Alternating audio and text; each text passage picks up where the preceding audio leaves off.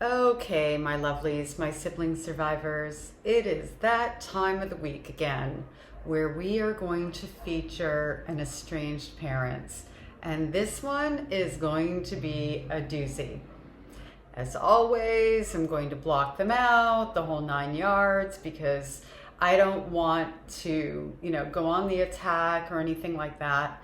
This is for the estranged parents out there actually who want repair, who end up following these kinds of estranged parents who, well, deserve to be estranged because they were likely systematic abusers. And at a minimum, they're people who don't want to change, they don't want to do better, their kids are ungrateful, they're not going to be a part of the blame game. You know the song and dance. And then you have this estranged parents who actually do want to do better, who have the capacity to do better, who will go to therapy, not just to sit there in therapy, but actually to create change for themselves, to recognize their behaviors that contributed to the no contact in the first place. The parents who pass down trauma kind of thing, right? And I'm also doing it for us, the estranged adult children, who some might be carrying guilt that they didn't say everything they needed to say before they left estranged, where they just had enough and there was a straw that broke the camel's back, and they feel like maybe they should have done or said more, that sort of thing. So it's also for you and anyone else out there who's interested in learning more about how narcissistic family systems work and how estrangement happens and becomes forever, and that there's not just one shade. However, there aren't that many that it doesn't fit into a category. So for example, we estrange because we're from a narcissistic parent who with intention systematically did horrific things and ruined our childhood, turning it into a traumahood, and ruined isn't even the right word. And then in adulthood continued to abuse using the wounds that they put there in the first place. And then you have the estrangements where it was passed down trauma, where like you're a trauma survivor, you didn't go to therapy, you were emotionally immature, and you caused harm that broke down the relationship, and those relationships are by and large repairable. And then of course you have parental alienation, and then just sometimes where there's some other mental health issue that creates estrangement. So that's likely, I'm thinking those are really the four main categories. If there's one I've forgotten, please drop it in the comment section, because I would like to know. Anyway, and I'd like to be able to create content around it, because some of this is for healing. Number one goal is for all of us to be healing ourselves and our relationships if and when it's possible. And some of it is just for raising awareness so that other people don't judge what's going on behind the scenes when they weren't actually behind the scenes, right? Or don't judge what's on the surface when they weren't behind the scenes. That's actually more accurate. Okay, so let's get into this estranged parent. It's a doozy. She is a doozy. Are you at the point of adult-child estrangement as a parent that you are constantly begging to know why? Are you caught in that cycle that they won't tell you why, but they demand that you apologize and take responsibility for all of the things that they feel that they were traumatized as a child for? Okay, so did you catch it? Are you listening to the language that they feel they were traumatized by? Not that they were traumatized by. So right out of the gate, I mean, I don't even know how many seconds into this video we are, she is invalidating the feelings of all estranged adult children in that one little paintbrush there, right? Or kind of gigantic. But here's the other thing. Are you an estranged parent? You don't know why, but your adult child, negates the sentence, wants you to take accountability? Well, seems to me they're telling you why, and the fact that you won't validate, apologize, and do better, well, there you go. They just told you why. How is it that this person really doesn't want to see it? Because there's no, these are her words, but they want you to take account. What? Okay. Like, I don't even think we're 30 seconds in, so I'm gonna zen this one out. Here we go. That you are constantly begging to know why? Are you caught in that cycle that they won't tell you why, but they demand that you apologize and take responsibility for all of the things that they feel that they were traumatized as a child for? However, they've cut off all communication. And so how would you possibly take responsibility? How would you possibly have a conversation and find out why they've made this decision? And what can we do to fix this? What can we talk about? What do I need to apologize for? Here's the thing. You can't. They know you can't. There was no opportunity for you to take responsibility for the ways your adult children believe you traumatized them. Okay. So they want you to take accountability for what they feel you've done to them, right? Estranged parent, listen up. We want you to take accountability for the way that you hurt us. By the way, I was an estranged parent. I'm an estranged adult child as well. I've been estranged from my narcissistic family system for well over 30 years. I passed down trauma, particularly to my first pancake, who is now 41. And we have a very solid relationship since the estrangement, which was, oh my gosh, about 18 years ago. So I am not coming from a place of not understanding both sides. I'm coming from a place of not only understanding, but having lived experience on both sides. And I knew why my daughter estranged, and I deserved it. And she wasn't doing it to me, but I earned that. She didn't. You know what I'm saying? Like, she needed to take time and space and distance. And I was just really fortunate that when she came back, I was ready and I was in a good place in terms of being able to take accountability without feeling like, oh, I'm not the perfect parent, or without feeling like she hates me and I'm the worst thing ever. In fact, her coming back and wanting me to take accountability, being vulnerable with me with her feelings, meant that the trust that we built, in spite of the trauma I passed down, was pretty solid, because she had to trust me to do that. That's what it meant to me. It meant that she loved me and that she knew I loved her and that she could be safe in doing so. That's what it meant to me. And I also can recognize, like, listen, I tried with my mother 17 years in. Well, she tried with me and then I took the bait. She said, do you want to build a relationship? And I was like, yes, and we never need to talk about the past and all that. I went through that whole thing. But I wouldn't have told her and what she did wrong at that point. I did write her a 7-page letter when I said goodbye. I didn't ghost her. Who knows what she tells people. But at the end of the day, I knew that I wouldn't be able to get resolution from her. I knew I couldn't trust her to be able to take accountability. And so that's why I say, when my daughter came to me and she made herself vulnerable like that, I know that there was some trust there for her to be able to do that. I also recognize that sometimes we try to go back in and share our feelings because we think that that parent somewhere deep inside has the capacity for love, not necessarily because it's out of trust. So it's not always the same thing. Anyway, here she is saying, out of one side of her mouth, you know, they want us to take accountability and this and that for all the things that we did, but then they go no contact and we can't. Well, we went no contact because you didn't when you had the opportunity. You cannot cover the sun with your thumb. I know you're trying really, really, really hard and you think it's working for you, but this parent right here, permanent estrangement. I've seen enough of her content to know permanent estrangement because she actually believes her own BS. For you to take responsibility for the ways your adult children believe you traumatized them. Because if you are an adult child's parent who made the choice to go no contact, the steps they took before going full no contact. And again, the way that your adult child believes you traumatized them.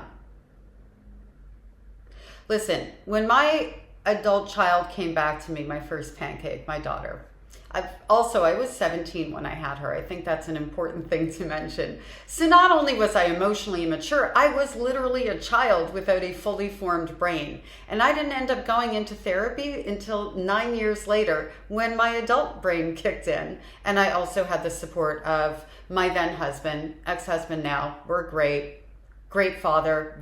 I'm so lucky that I had such a stable force in my life. He is a stabilizing force to this day. I mean, we're not in each other's lives, but we do communicate here and there because we have children. And sometimes we communicate just because we were in each other's lives and we might see something of interest to the other. So anyway, all that to be said, they believe.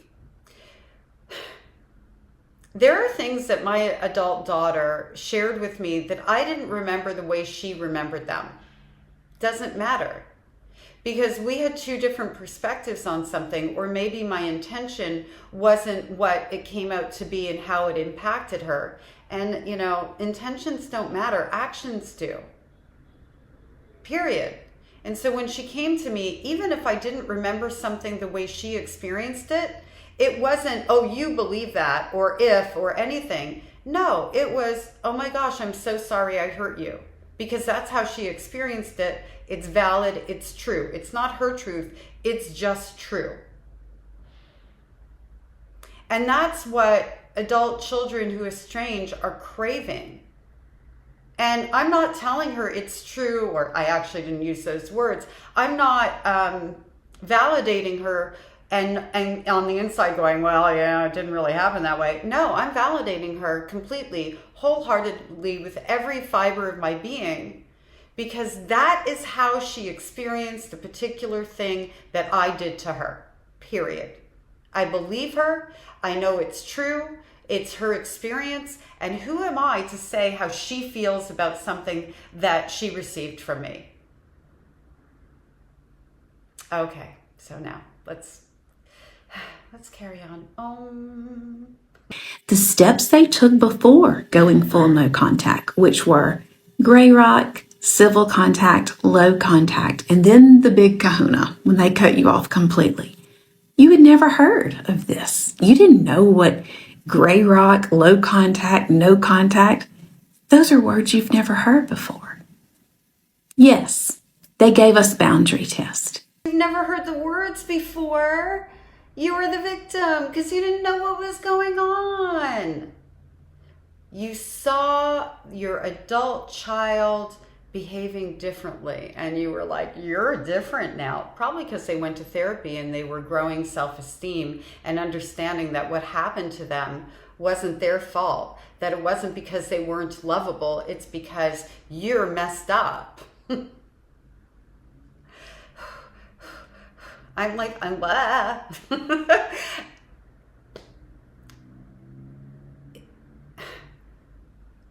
These phases are associated with behaviors. And in a world where you are emotionally grounded, mature, observant, loving, kind, caring, empathetic towards the other person in a relationship, and it doesn't matter if it's your child or not, and you see somebody pulling back and creating distance, and you keep behaving the way you're behaving and expect that they're just going to lean in one day for no apparent reason, what the actual F? In my world, in the world of, I'm a pretty healthy person and I'm definitely very emotionally mature at this point in my life. Sometimes immature, but just because I'm trying to regain my childhood kind of thing here and there, but not in a way that harms anyone. And if you know, you know. That statement, if you know, you know. But when somebody starts distancing themselves from me, or I see some sort of change in their behavior, I'm not automatically going to assume it's something that I've done, because I don't do that anymore. I am going to ask. And not necessarily ask, oh, did I do something to offend you? Because I'm also not a puller-outer of information. I want my relationships to be with people who can come to me, who have that sort of trust in me and trust in themselves sort of thing, and who are safe people that make me feel seen. I make them feel seen. That's why they can do that, that we cherish each other. Remember the 3 things for a relationship. Your baseline should always be, in my opinion, it's what I live by, feeling safe, seen, and cherished, valued, right? So anyway, I would lean in and go, hey, is everything okay with you? Is there anything I can do to support you? I noticed that, you're a little quieter or whatever the thing is. And if they assure me no, then I'm going to leave it right there because like I said, I'm not a puller-outer of information. And if you don't want to share with me, that's what I've heard. You've created a boundary. I'm going to leave it be. With adult children, if I had said to my adult daughter, and I don't feel like it really rolled out this way with her, there were lots of circumstances around it. And out of respect for my adult daughter, I'm only going to ever share what she condones. And she does know that I talk about our estrangement. And everything that I do is with her permission. Or anytime I mention any one of my children, it is with their permission in some capacity because I think that's important. I say some capacity because I don't call them on the phone, ring, ring, ring, ring, and go, can I share this thing today? It's more of kind of a blanket thing. And they know that I would never, ever do anything to hurt them, harm them in any way, shape, or form. They are the most beautiful humans ever. Best thing I've ever done. And my grandchildren as well. Anywho, if I had said to my adult daughter, hey, is there something I've done? Is there something, not the way I would do it, but as I said earlier, if I said to her, I see that you're a little quiet. Is everything okay? Or whatever it is, she would tell me. She would. And if she didn't want to, I would respect it. But we ask. These kinds of parents don't ask. You know why they don't ask? Because they already know and they don't want to know. They're not going to take accountability. And likely their adult child has already tried that and isn't giving the information anymore because they're recognizing that when you share what hurts you with a narcissistic person, parent or otherwise, they use that as something to weaponize against you and build upon. Narcissistic people are information gatherers. They look for the wounds so that they know where to strike most effectively to gain that control over their victims. It's on purpose. It may not be a conscious thought all the time, but it's noted somewhere. And with somebody who is actually a narcissist, my mother is a sociopath and a narcissist, it is absolutely a conscious thought. It's like, oh, gotcha. Now I know what to do. So there's different levels, of how this rolls out. At the end of the day, they're all looking for the same thing, power and control. To feel like they have a hold on their victims in such a way that their victims will never abandon them. That's an important part of the equation. These people have tremendous issues with what they perceive as being abandonment, when they are the ones who abandoned their children right from the beginning through abuse. They gave us boundary test. Yes, they went low contact in the hope that we would immediately apologize for all of our shortcomings as parents. But did your adult child actually sit down and say, Mom, I feel this was traumatic. I feel this was abusive. How do you feel about us going to a mediator, a facilitator, a therapist, a life coach, and let's talking this out? And so, because I feel like there's some things that maybe you don't realize that you did when I was a child that really affected me as an adult. Did that conversation happen? Did your adult child come to you before you were blocked on their phone, their social media, threatened with arrest if you came near them to speak to them about it? Did they have a conversation? No, they did not. They gave you the boundary test. Did you fail?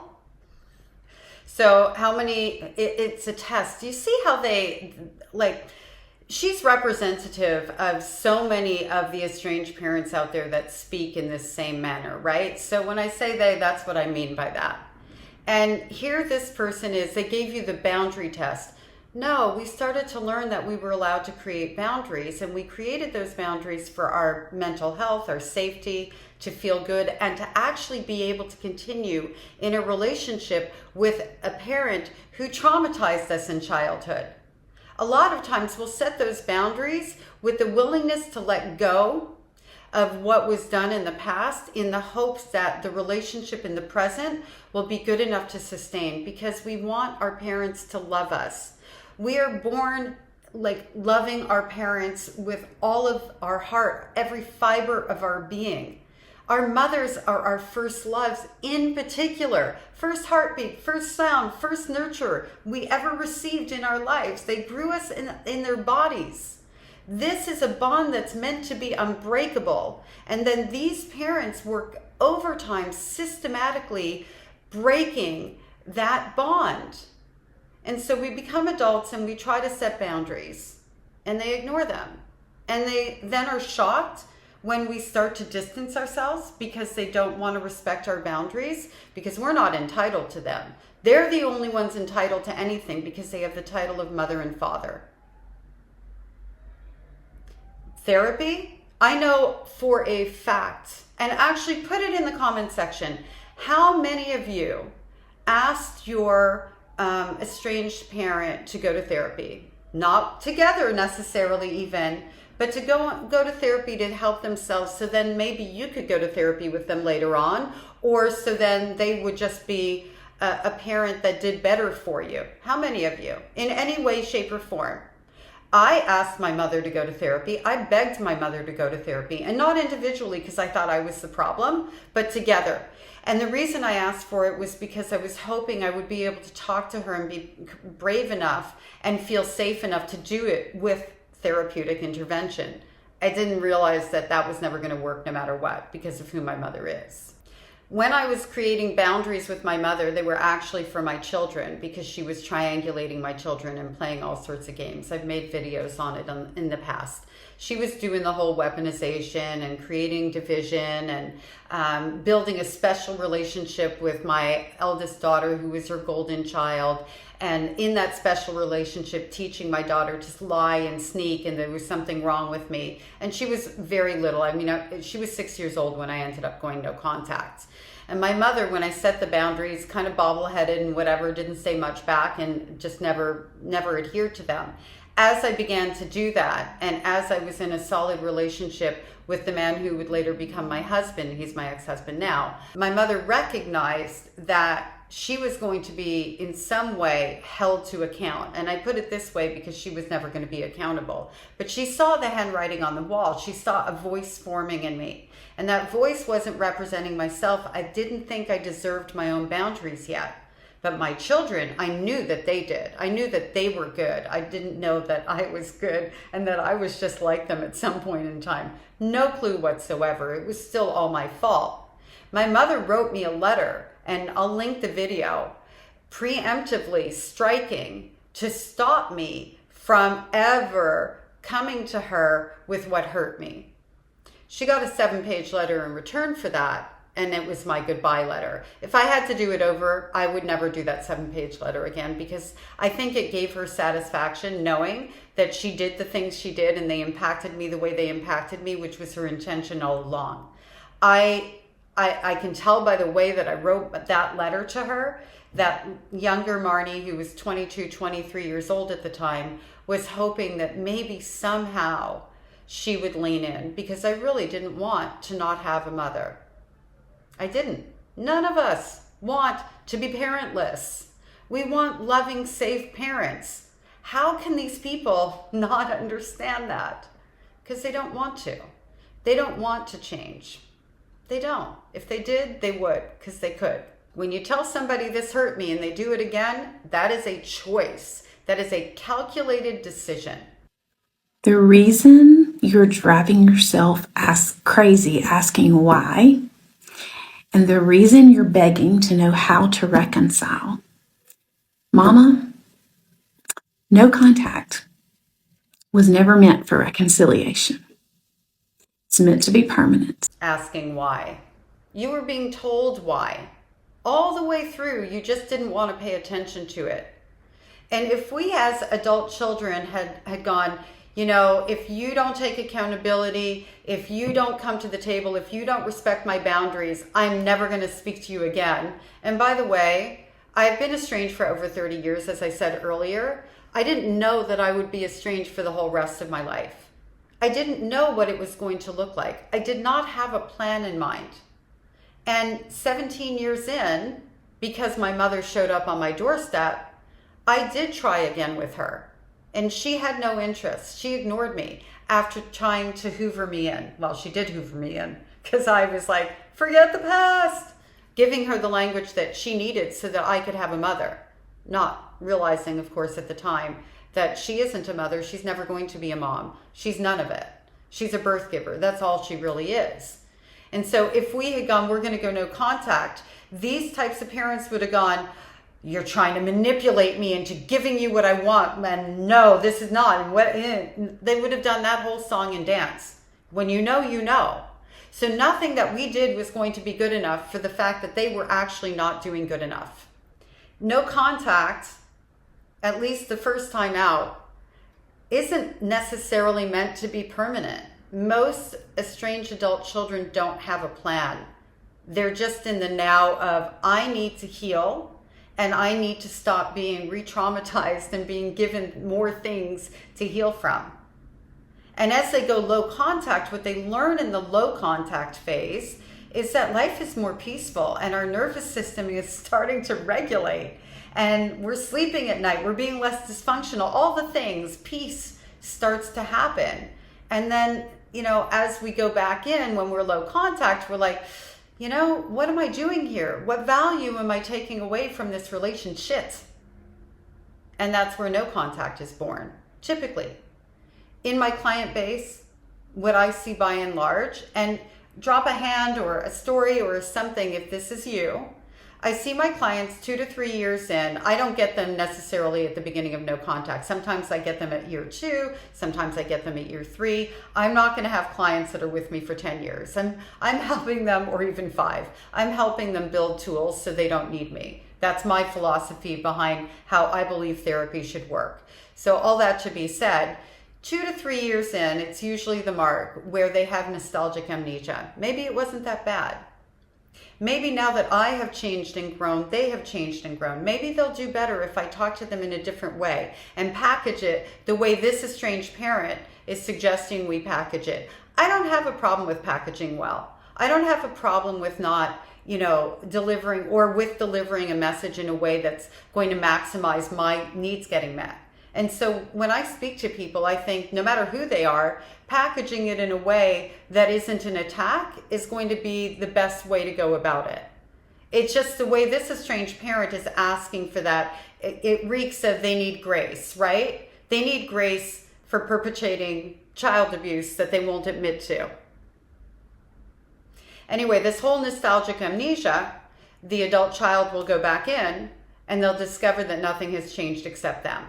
And that's what solidifies the no contact into permanence. That's how it rolls out. So to my estranged parents out there, if you're within the first, couple, 3 years and your adult child hasn't come back yet, they might. And I don't want you to live your life on the edge in hopes of that. I want you to live your life in the best way possible, which means going to therapy, healing yourself, becoming self-aware, and being the best person you can be for you, which means that when your adult child comes back, you're likely going to be the parent they were looking for, the parent that they need. All my love to all of you who are truly seeking healing, and I say the word truly because people like this person isn't. And I'm going to send this person healing, those kinds of thoughts, but they don't get my love because I know that what they're doing is gaining supply off of the internet with estranged parents out there. And many of those parents are very vulnerable and they really do want to do better and they're hurting. And people like this are giving them such bad information because misery loves company. And what better way to get company than to tell that estranged parent what they want to hear instead of what they need to hear.